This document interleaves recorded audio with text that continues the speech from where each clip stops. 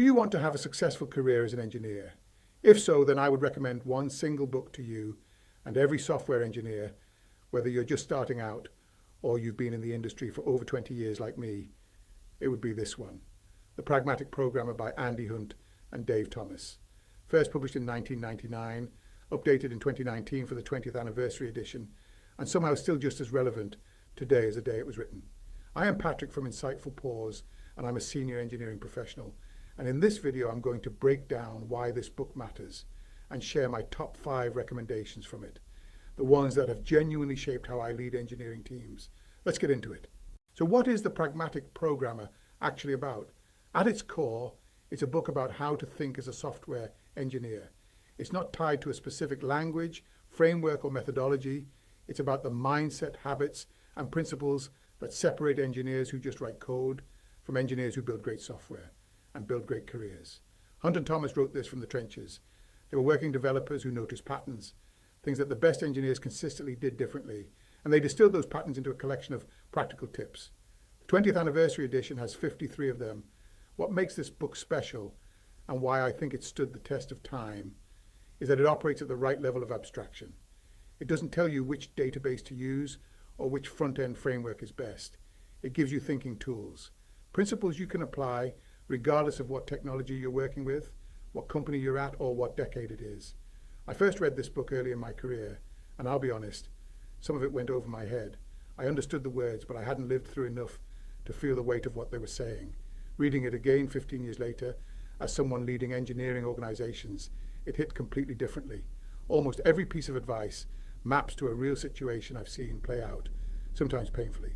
So here are my top 5 recommendations from the book, the ones I think about most often, and the ones I find myself passing on to engineers on my teams. Number 5, don't live with broken windows. This is one of the most famous ideas in the book, and it comes from the broken windows theory in urban studies. The idea is simple.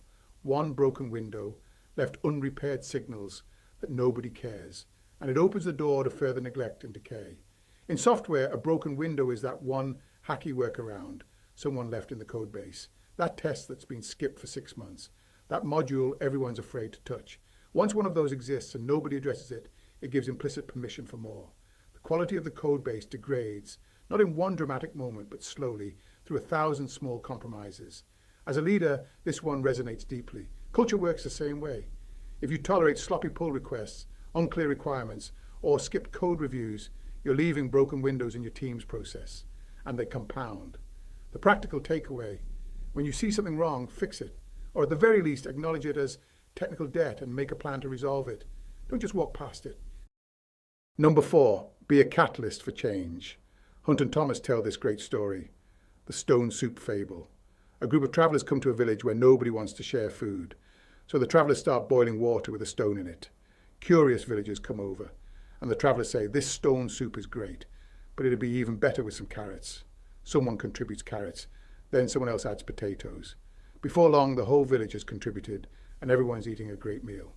The lesson for engineers: sometimes you can't get buy-in by presenting the grand vision up front.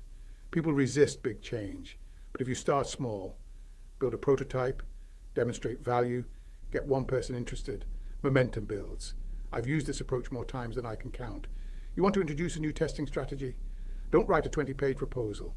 Build a small proof of concept, show the results, and let people lean in. Show them the stone soup. This is honestly one of the most underrated leadership skills in engineering, knowing how to see change from the ground up rather than mandating it from the top down. Number 3, dry, don't repeat yourself. Now, most engineers have heard of dry, but I think a lot of people misunderstand it. They think dry means don't copy and paste code. That's part of it, but Hunt and Thomas meant something much broader. Dry is about knowledge.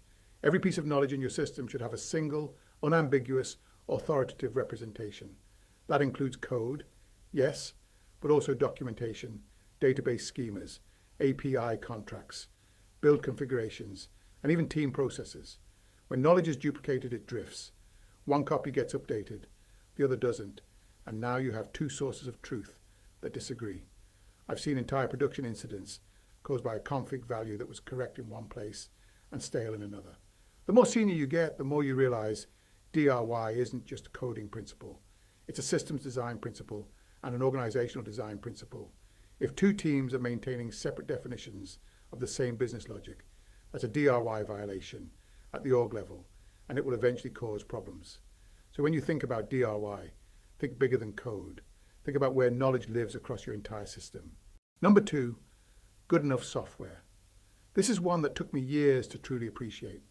Hunt and Thomas make the case that striving for perfection is often the enemy of delivery. They're not saying write bad software. They're saying involve your users in the trade-off decisions. Understand what good enough actually means for the context you're operating in. A medical device has a very different quality bar than an internal admin dashboard. A V1 product that's testing a market hypothesis has different requirements than a mature platform serving millions of users. Early in my career, I was the engineer who wanted to gold plate everything. Elegant abstractions, 100% test coverage, perfectly clean code, and I'd chip late, or I'd over-engineer something that ended up getting thrown away because the business pivoted. The pragmatic approach is to understand the constraints, time, budget, user expectations, and deliver software that's genuinely fit for purpose. Not perfect, not sloppy, appropriate. This is a surprisingly hard skill to develop and an even harder one to teach, but it's one of the biggest differentiators between mid-level engineers and senior engineers, knowing when to say, this is good enough, let's ship it and learn. Number 1, take responsibility. It's your life. My number 1 pick is an open and direct challenge from Hunt and Thomas. It's your life. You own your career. You own your growth. If you're unhappy with your tech stack, your team, your skills, that's on you to change. A pitfall people sleepwalk into after being at a company for a long time is that they think it is their employer's responsibility to upskill them. Although this can happen, generally it doesn't. It's the people that take responsibility for their own growth that distinguish themselves, and the people that leave it to their employer who are left behind. They also talk about taking responsibility in a very practical way. When something goes wrong, a bug ships, a deadline slips, a project fails, don't make excuses. Don't blame. Come with an explanation of what happened, what the impact is, and what the options are for moving forward. After 20 plus years in this industry, I can tell you this single trait is the biggest predictor of career growth I've ever seen. The engineers who take ownership, who treat problems as their problems to solve rather than someone else's fault, are the ones who become tech leads, staff engineers, directors. And as a leader, when someone on my team comes to me and says, this went wrong, here's why, and here's what I think we should do about it, that builds trust faster than anything else. Compare that to, well, the requirements were unclear and QA didn't catch it and the deadline was unrealistic. Same situation, completely different signal. Own your craft, own your career, own your mistakes. That's the pragmatic way. So those are my top 5 from the Pragmatic Programmer.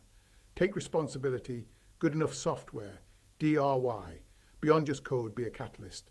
For change, don't live with broken windows. If you haven't read this book yet, go read it. If you read it years ago, read it again. I promise it'll hit differently with more experience under your belt. I'll drop a link in the description.